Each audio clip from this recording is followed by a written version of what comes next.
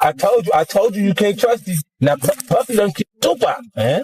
50 Cent went on stage last year and said this. Maybe I said because he got Tupac. You know, and I know, that everyone believes that Diddy was involved in both these shootings and had a direct involvement in your brother's death. That is what the streets have said for 27 years. That's why 50 Cent said it. That's why Eminem has said similar stuff. Would you be comfortable saying that you believe Diddy had nothing to do with it? No, I wouldn't be comfortable saying that because I don't know. If you look at all the theories, the theory involving him is quite high on the list. Ron, any comments? Any comments on the trial so far? The opening statement? He's having his day. He's having his day? He's having his day. We trust the justice system. Thank you, sir. Netflix's latest documentary series offers a bold and compelling exploration of Tupac Shakur's life and untimely death, reigniting debates that have surrounded his story for decades. Rather than making direct accusations, the series focuses on the cultural climate, rising tensions, and public speculation connected to music mogul Sean Diddy Combs. By revisiting long unresolved questions with sharper context and fresh detail, the documentary delivers a powerful new perspective on one of hip-hop's most enduring and controversial mysteries. Yeah, check this out. We don't talk about things that are nonsense. We don't even entertain nonsense, my brother. So we're not even going to go there, with all due respect, but I appreciate you as a journalist asking. Thank you. Because you listen, 7 years ago, I'd have been like, yo, did you hire somebody to kill Pac? But no, you do it like a journalist. Yeah. No, I mean, we wouldn't even get into nonsense like that. You know what I'm saying? It's nonsense. Which we never believed. Sean Combs. The Reckoning retraces Diddy's journey to becoming one of hip-hop's most powerful and influential figures, highlighting the rise that defined his legacy long before his recent legal controversies. The series explores his historically tense relationship with Tupac Shakur, one that Tupac's cousin, William Idi Amin, recalls as growing increasingly hostile. Their conflict is framed within the height of the East Coast-West Coast feud, a cultural divide that shaped the era. Interviewees describe immense pressure, fierce competition, and shifting loyalties, painting a vivid picture of how this rivalry fueled decades of rumors and speculation surrounding Tupac's 1996 killing in Las Vegas. The former president of Bad Boy, Kirk Burroughs, who alleged during this time, Diddy had him hiring a whole bunch of people and getting cars to drive to Las Vegas. And he is now very curious into why Diddy wanted to do this. And he said, in his opinion, he now believes that Diddy was behind. William does not hold back in his account. He describes the tension between the two stars as sharp, deep-rooted, and impossible to ignore, suggesting that Diddy may have felt threatened by Tupac's growing influence and independence. Rather than placing blame, he urges viewers to consider the broader context of the 1990s, emphasizing that the chaos of the era made it difficult to fully understand what was unfolding at the time. Music insider Gene Deal echoes these sentiments, explaining that the competitive pressure between the artists was immense and may have weighed heavily on Diddy, adding another layer to an already volatile chapter in hip-hop history. And change Biggs and Bad Boy in image. I get around, talked about how fly you was, how many girls you mess with, how many cars you drive, how much money you got, what you willing to do. He took his image.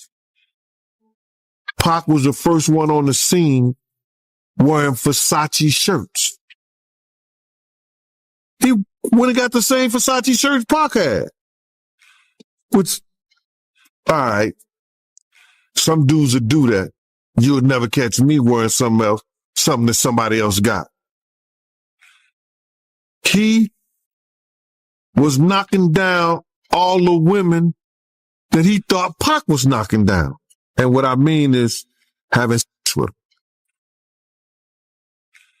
Why would you want to have sex with women you know for sure a dude that was once cool with you? Building on Williams' remarks, Tupac's brother, Mopreme Shakur, expresses his firm belief that the circumstances surrounding Tupac's death still warrant serious examination. He argues that every angle, from the cultural climate to the individuals connected to that turbulent period, must be revisited if the full truth is ever to come to light. PD is going to take this case because Keefy D is people that he name dropped that you want to see if they're going to investigate. Yeah. Absolutely. That's why I'm curious to see how they plan to deal with the case, because he, in his own admissions, mentions other people. You know, are they going to say what happened to these people? Yes, Puffy being one of them. I don't know where that's going to lead, but I do believe there were accomplices. And I don't think all of them have been looked at. So, you know, because over the years, you know, it's a lot of years, you know, amongst the family, we talk, we want to figure it out too. We thinking certain things too. So, you know, we're waiting to see if we can trust this process. I feel like it's bigger because I haven't heard anything about that part of the story from the prosecutor's office. I haven't heard anything about Puffy from the prosecutor's office, even though Keefy D implicates him on these videos that they claim they're using to indict him. Even you got a Crip affiliate from somewhere, but you still not going to talk about the guy that he mentions by name on the thing. Yeah, I mean, you know,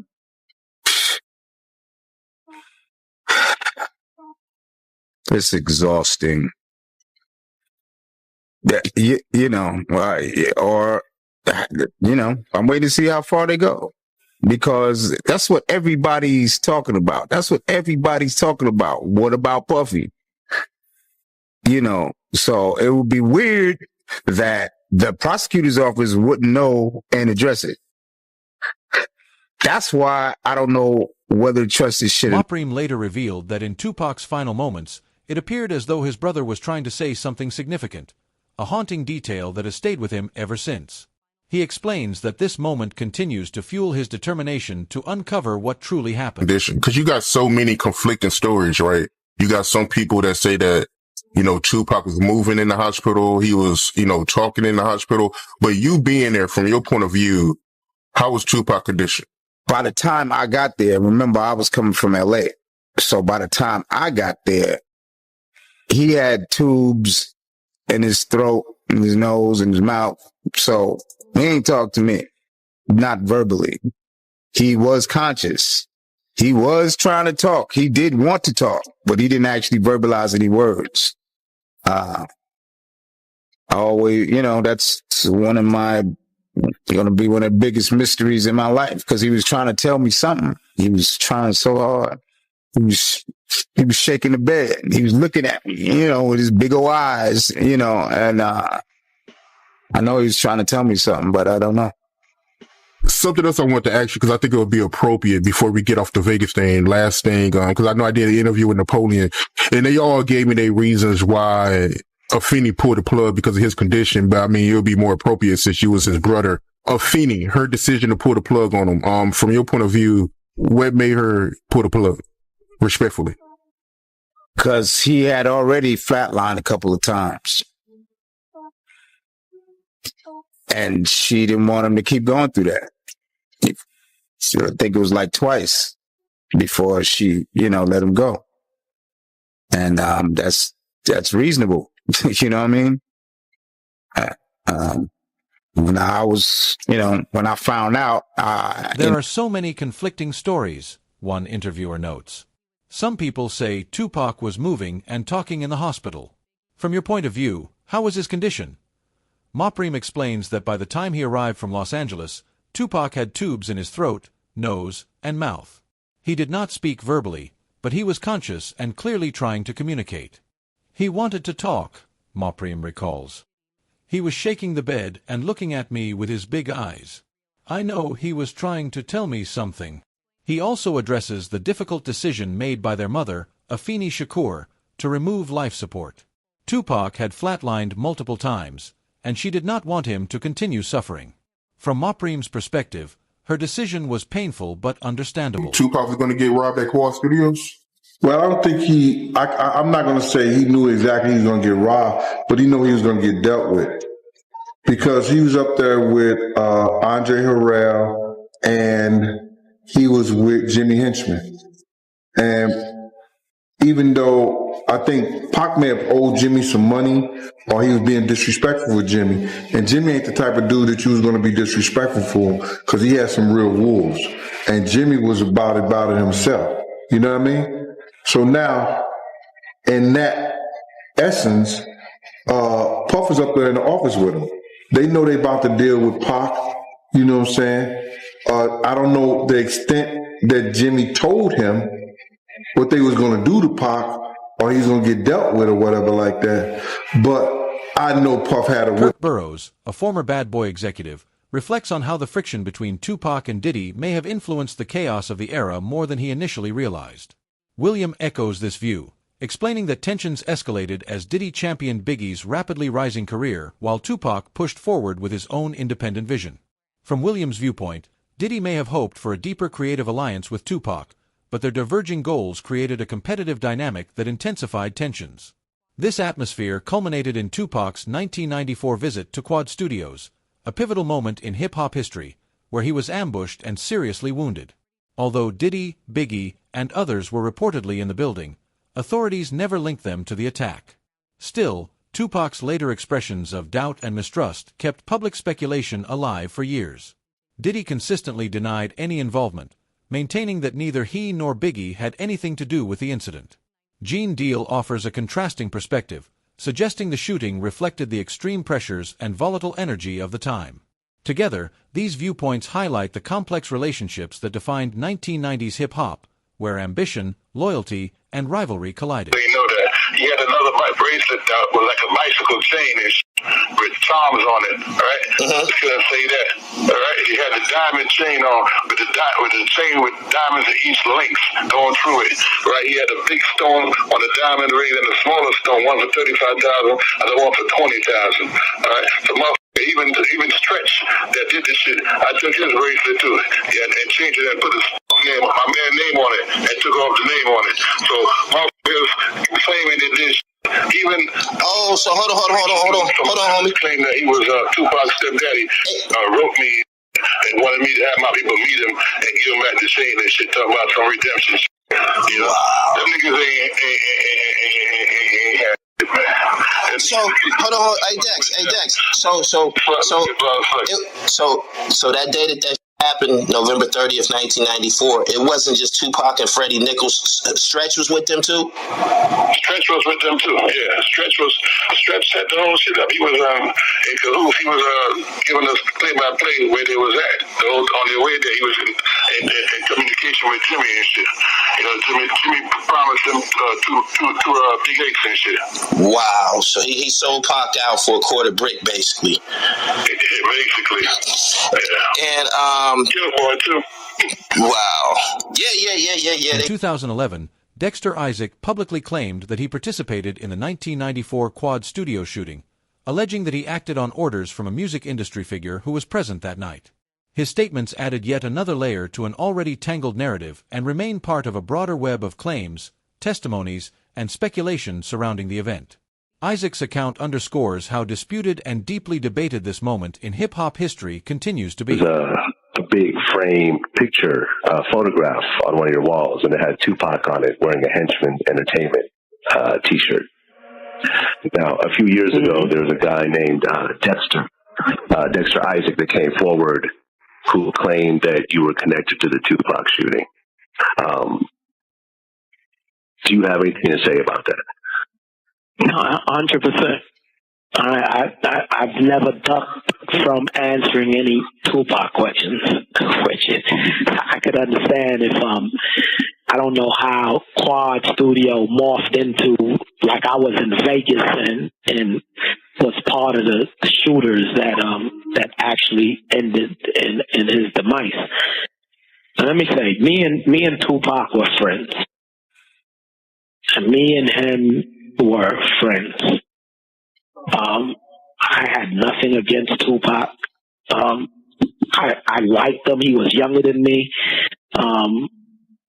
I'm sure that he looked up to me. There's many moments that me and Pac had that were very intimate, where he's talked to me about things that he was afraid of or things that he loved to do, and all of those kind of things. Here it is, you have a prosecutor and you have a guy who's in jail for life.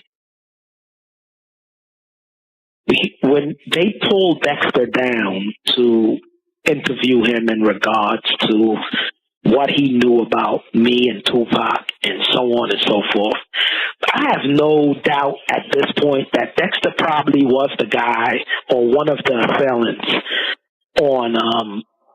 on Tupac. But Dexter's story just doesn't make sense.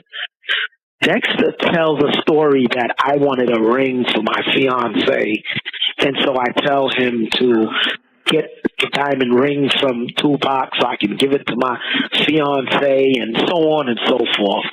He tells this magical story. The only person that can believe such a story is Todd Kaminsky, who was the prosecutor who was trying to make something. Jimmy Henchman firmly rejected any claims linking him to the Quad Studios attack, insisting that he had no involvement whatsoever. His denial adds to the conflicting accounts surrounding the incident, reinforcing how much uncertainty still clouds this chapter of hip-hop history. Make it clear, man, when Puffy came to L.A., you used to give him protection, right, from the Southside Crips because he was scared of Suge Knight? It speaks for itself, my brother. He was playing chess, and I guess we was playing checkers, cuz. So he was really scared of Suge Knight like that, yo? That's what it looked. That's what it sounded like, yeah. Henchman has repeatedly and emphatically denied any role in the Quad Studio shooting, asserting that he had no ties to the incident at all. His stance adds another piece to the maze of conflicting narratives, highlighting how unresolved questions and debate continue to surround the event decades later. Can you talk about that? Yeah, so there's, Keefe D claims that there is this ongoing conversation. It happens on 3 different occasions, but most specifically when he and Puffy are at this place called Greenblatt's Deli on Sunset. And they're there. Things have spiraled out of control. Puffy's really concerned about, the welfare is his safety. And he tells Keefe D, man, I just need you to take care of this situation with Suge and Tupac. It's out of control. Tupac's on vinyl talking about killing all of our kids when they grow up. And, it's just become this really serious conflict. And he says, I just need you to take care of him. And Keefe D's like, that's no problem. That's what we do. And so an agreement was made, according to Keefe D, for an amount of money. And they kind of just let it go at that point in time. But of course, Keefe D knows in the back of his mind, this is what Puffy wants done. And they all end up out in Las Vegas. Suge's out there. Well, before you say that, there's a couple things I want to talk about for Vegas.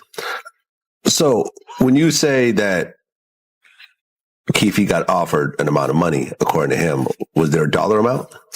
Yeah, so there was a dollar amount. But I think that, the nuances of this conversation are that, like, now I'll give you $1 million, whatever it takes. It's like exaggerated speech.